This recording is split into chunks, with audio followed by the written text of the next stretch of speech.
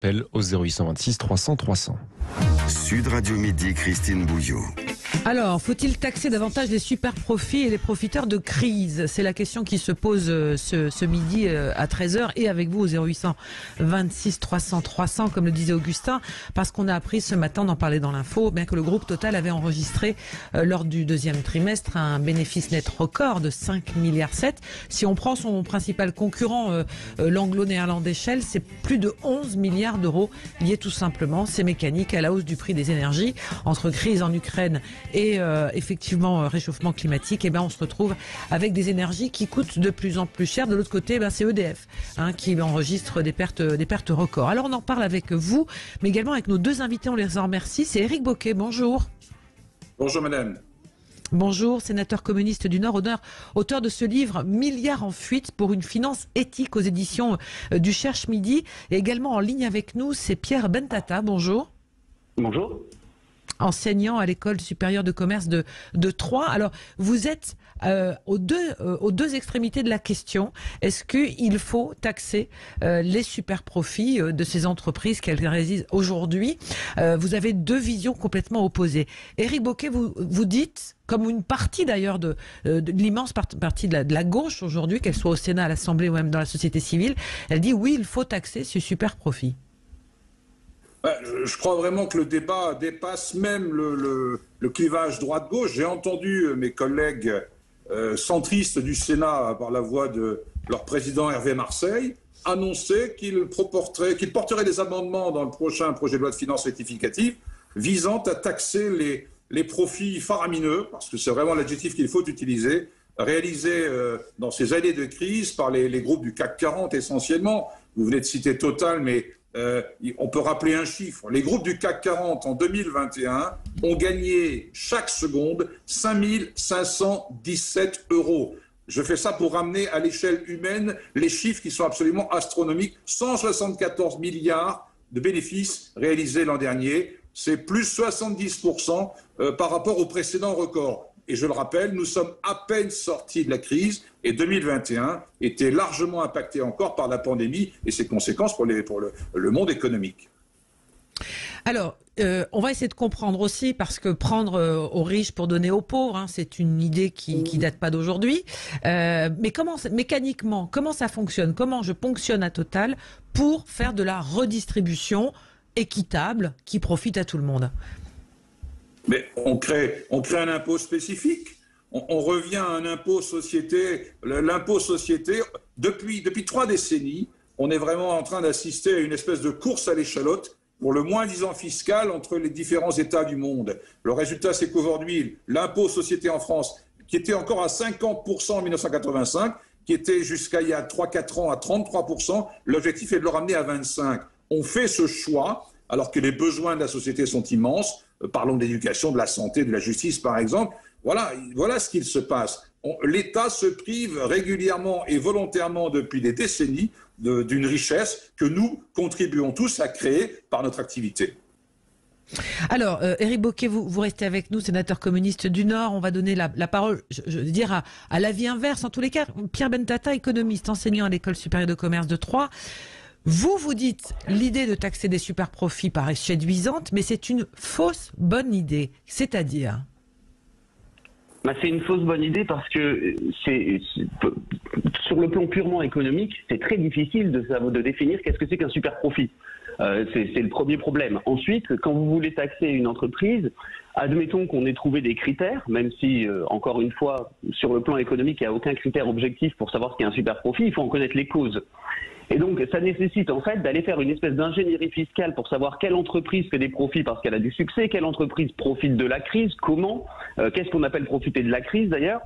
Et une fois qu'on a fait ça, il faut arriver à déterminer comment on va les taxer sans créer de distorsion sur les marchés. Or, une taxe, c'est nécessairement quelque chose qui a des effets qui sont très souvent des effets très difficiles à prévoir sur le moyen et le long terme.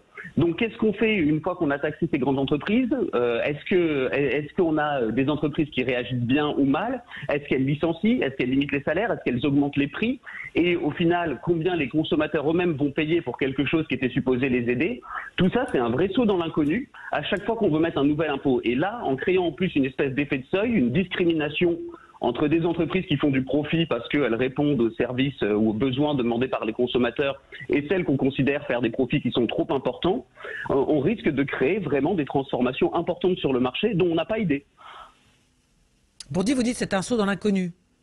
Bah oui, c'est un saut dans l'inconnu parce que on sait toujours quel effet ça va avoir en termes de recettes lorsqu'on met un impôt, encore à très court terme. Mais on ne sait jamais comment les entreprises vont réagir et comment en cascade, sur un secteur donné, on va avoir des transformations de rapports de pouvoir de négociation ou de concurrence entre différentes entreprises. On ne sait pas si ça favorise les plus efficaces ou pas. Et in fine, on ne sait pas si ça bénéficie aux consommateurs. Pierre Benedetta, est-ce que moralement, ça peut quand même s'entendre qu'à l'heure où effectivement le litre d'essence, alors Total fait un geste dans ses propres stations, mais les deniers publics vont compenser cette hausse du pétrole qui enrichit Total, est-ce que moralement on ne peut pas se poser la question de comment on passe finalement de ces profits d'un côté à un autre? Vous savez, on peut, et c'est le rôle de la politique, on peut toujours se poser des questions sur l'aspect moral. Moi, en tant qu'économiste, j'essaye de distinguer ce qui me paraît moral et ce qui paraît économiquement efficace ou pertinent. Et toute la problématique est là avec ce genre d'impôt. C'est qu'en mélangeant de la morale et de l'économie, on a des effets dont on ne peut pas être sûr et qui peuvent être des effets pervers. C'est bien ça le problème. Comment on va être sûr que ces entreprises vont répondre de la façon qui est attendue? C'est-à-dire, je ne sais pas moi, baisser leurs prix. Vous les taxez, il y a très peu de chances, d'ailleurs ça ne se passe jamais comme ça, une entreprise qui est plus taxée, elle ne baisse pas ses prix, elle répercute. Donc on va taxer des super profits. Est-ce que ces entreprises vont utiliser ces super profits pour faire de l'innovation ou de la recherche et développement qui bénéficieront à terme à la société ou pas? Ça nécessite en fait d'avoir des informations qui sont impossibles à avoir. Et donc on ne sait pas quelles vont être les conséquences. On peut tout à fait avoir des effets qui soient délétères pour les individus alors que moralement c'est la population qu'on veut sauver ou qu'on veut aider. Et c'est là mon problème. Oui, moralement ça peut s'entendre, économiquement je ne sais pas comment ça se met en pratique.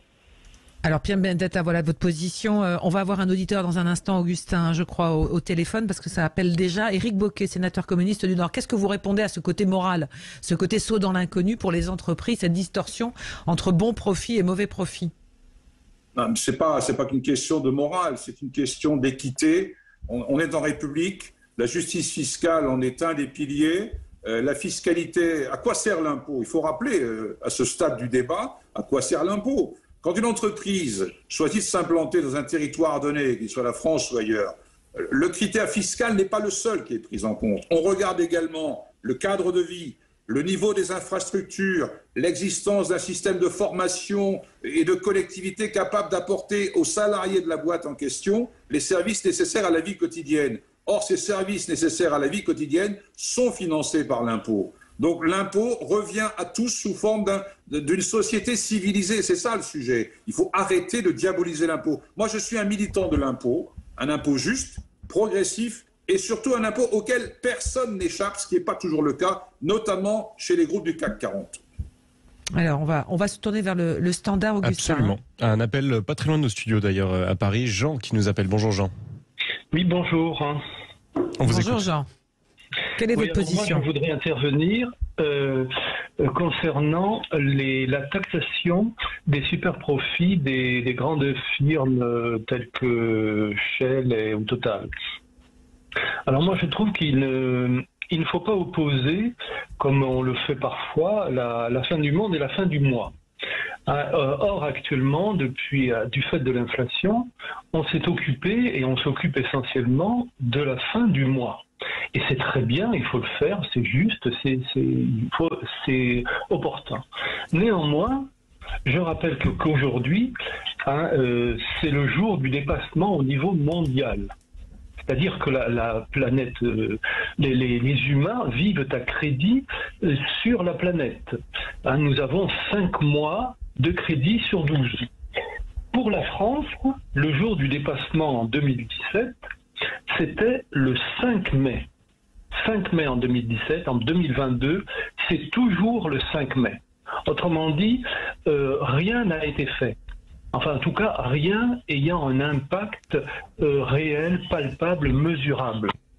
Donc, et d'autre part, comme chacun sait, les caisses sont vides, après le quoi qu'il en coûte des années précédentes.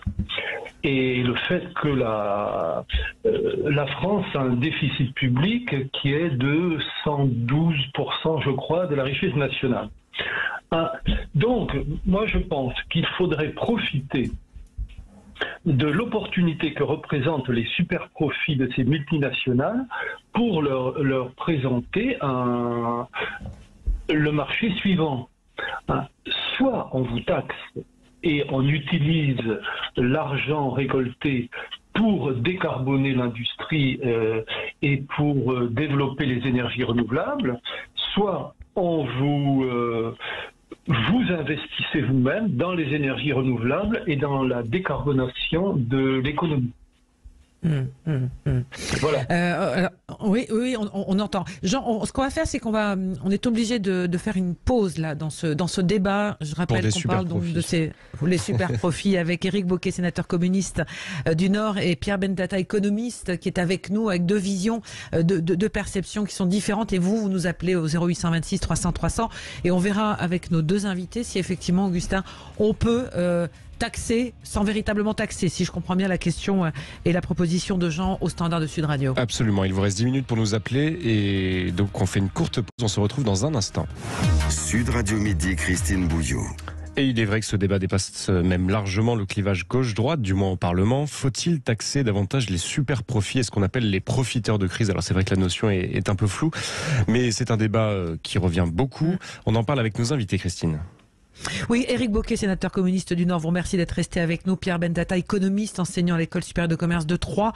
De vision. Alors, on entendait dans le témoignage et dans on va dire la position que Jean avait, notre auditeur, disait, mais est-ce qu'on ne peut pas les inciter plutôt à faire autrement que de les taxer, Éric Bocquet d'abord et Pierre Bentata ensuite? Je crois qu'on peut faire les deux. C'est pas antinomique, ces deux mesures-là. Je crois que la fiscalité, c'est l'outil. Mais est-ce qu'ils ne font pas déjà, pardonnez-moi, Éric Bocquet, est-ce qu'ils sont déjà pas, on va dire, à utiliser leurs résultats pour pouvoir justement effectuer cette sortie des matières carbonées? C'est très partiel, le processus est un peu engagé, mais on est très très loin du compte et surtout on n'est pas à la vitesse requise. Votre auditeur a raison. L'urgence, elle est aujourd'hui une évidence, tout le monde en convient, les faits sont là, la canicule qu'on vient de vivre, etc.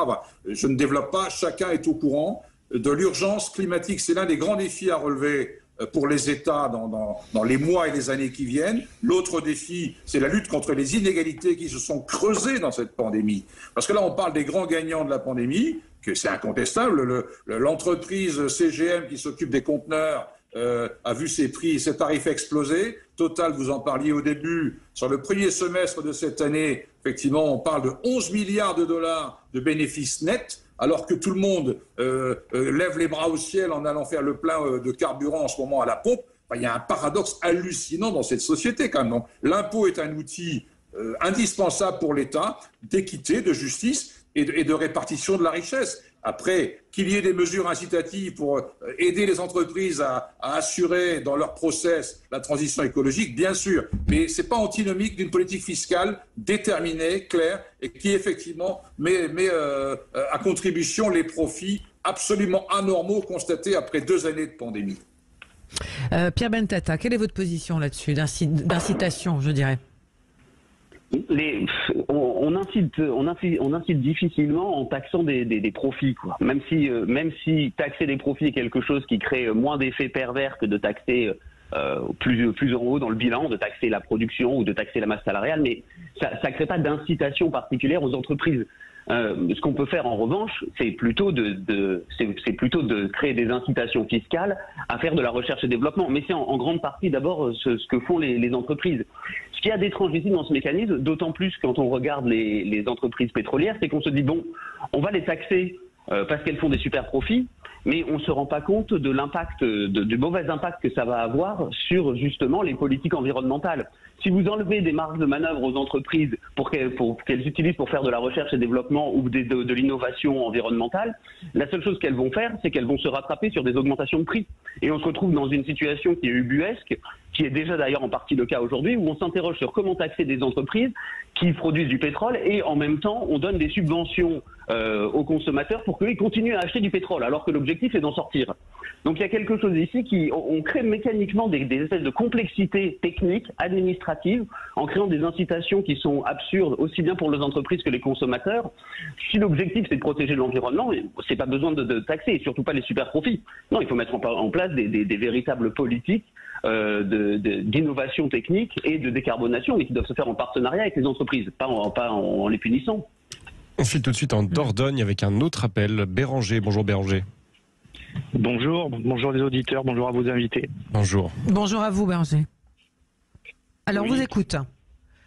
Alors moi je suis toujours un peu surpris par ce débat et par ce discours un peu qui revient de plus en plus, parce qu'effectivement on est dans une urgence je dirais un peu écologique plus que climatique dans son ensemble. Je rappelle aux auditeurs, à vos invités, si vous ne le savez pas, qu'il y a dans l'océan Pacifique par exemple ou dans l'océan Atlantique, il y a le 8e continent de plastique. C'est-à-dire qu'on produit tellement de plastique et de choses à base de pétrole qu'on n'arrive pas à gérer le recyclage. Ça s'accumule dans les océans, il y a le 8e continent de plastique. Donc ça se promène entre l'Amérique du Nord, l'Europe et en dessous de l'Inde et aussi dans l'océan Pacifique. Donc je veux dire, on peut pas, il faut vraiment que les gens se rendent compte. On ne peut pas coller ensemble protection de la planète, système marchand, libéral ou capitaliste, appelez ça comme vous voulez, moi je ne fais pas de politique. C'est strictement impossible. L'un est antinomique avec l'autre. Quand on nous dit acheter des voitures électriques et on va réouvrir une centrale à charbon, et on va chercher plus de nickel, plus de cuivre, plus de lithium dans les mines, notamment en Afrique, alors dans des conditions on n'en parle même pas, c'est strictement impossible. Il faut changer de paradigme. Il faut vraiment que les gens se mettent ça dans la tête et que les dirigeants qui gouvernent couchés devant les puissances financières depuis 2 ou 3 décennies, voire plus, se sortent un petit peu les doigts, parce que ça viendra pas d'eux. Et si ça vient pas d'eux, ça viendra peut-être de nous. Mais en tout cas, là, pour le moment, on est très très mal barré. Et l'urgence climatique, l'urgence écologique, c'est à nous de la recréer. C'est vraiment aux citoyens, localement, de recréer tout ça. Arrêtons d'acheter des produits qui viennent de l'autre bout du monde, parce que la mondialisation heureuse, on est en train de vivre, c'est le début de la fin de la mondialisation heureuse qu'Alain Minc nous avait vendue dans les années 90, je crois. Cette époque-là, elle est en train de se finir. Ça va être violent, sauf si on est préparé. Mais là, le problème, c'est qu'avec les politiciens français, les dirigeants, ils ont un logiciel, ils n'arrivent pas à en sortir. Avec l'Union européenne par-dessus, ils ne sortent pas de ce logiciel marchand de la mondialisation. Eh ben, tant pis pour eux, mais il ne faut pas que ça soit tant pis pour nous, parce qu'il va y avoir des dégâts, et des dégâts sociaux notamment. Éric Bocquet et Pierre Bentata, merci beaucoup Béranger pour quelque part un peu ce cri d'alarme et votre coup de gueule aussi sur tout ça. Mais est-ce que finalement tous ces sujets se télescopent actuellement avec la crise sur les énergies, les matières premières, effectivement les questions climatiques qui deviennent prédominantes aujourd'hui? Est-ce que à travers tout ça, on n'est pas, pardonnez-moi Éric Bocquet, dans une logique simpliste de dire il suffit de prendre dans les profits de Total pour régler tout le reste? Non. Attendez, on ne parle pas que de Total. J'ai parlé tout à l'heure des groupes du CAC 40. Non, mais par exemple, LVMH hier a annoncé, ou il y a 2 jours, des profits aussi records. Est-ce que vous considérez que ce sont des profits qui doivent être taxables? Absolument. Ça veut dire que le commerce du luxe se porte bien. Ça veut dire que la crise n'a pas les mêmes effets au niveau social pour tout le monde. C'est ça que ça illustre. Moi, je ne fais pas une fixette sur Total. Total est là, je crois, le plus gros contribuable en France. Mais vous avez une quarantaine de... Les groupes du CAC 40, ça pèse énormément. Je veux citer Stellantis, par exemple, l'ex-Peugeot.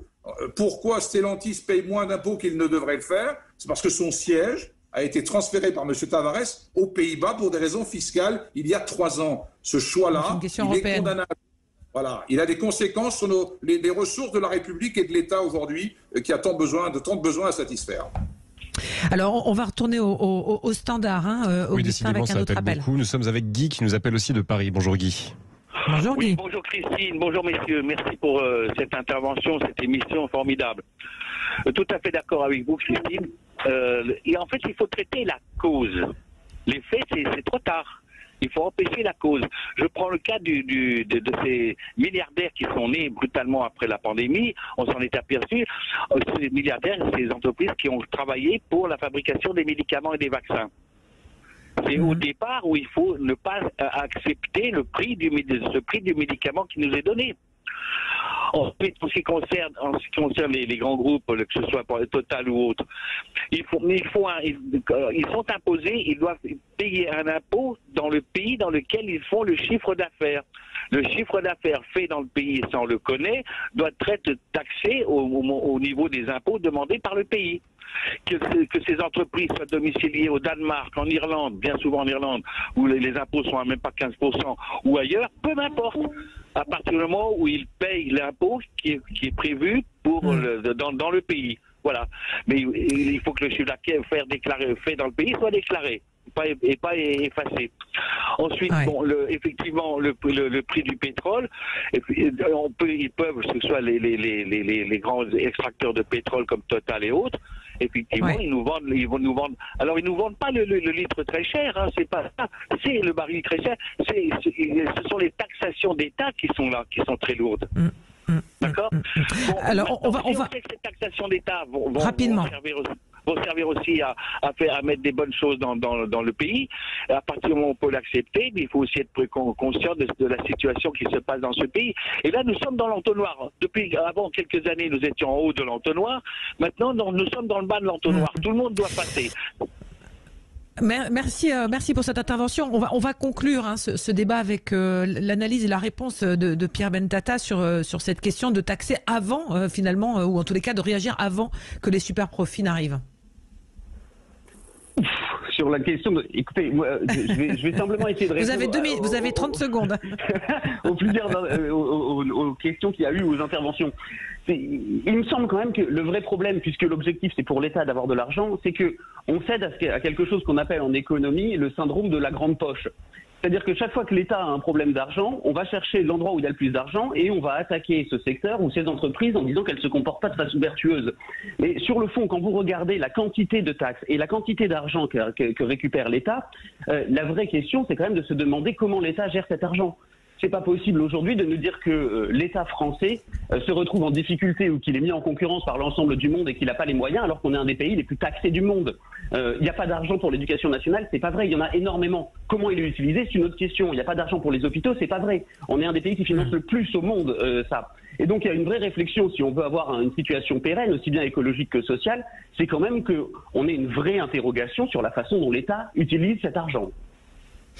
Merci beaucoup Éric Bocquet d'avoir été avec nous, sénateur communiste du Nord. Alors on aurait pu continuer, je pense, encore une bonne demi-heure sur ce sujet-là, ce partage de la richesse, la gestion par l'État des deniers publics et aujourd'hui cette transition écologique et démocratique. Pierre Bentata, économiste, enseignant à l'École supérieure de commerce de Troyes, et vous également au 0826 300 300. Sujet passionnant, Augustin. Absolument. Où va l'argent du contribuable? Ça pourra peut-être faire l'objet d'une commission d'enquête sénatoriale d'Eliane Assassi, votre confrère. Merci Éric à vous Bocquet. deux.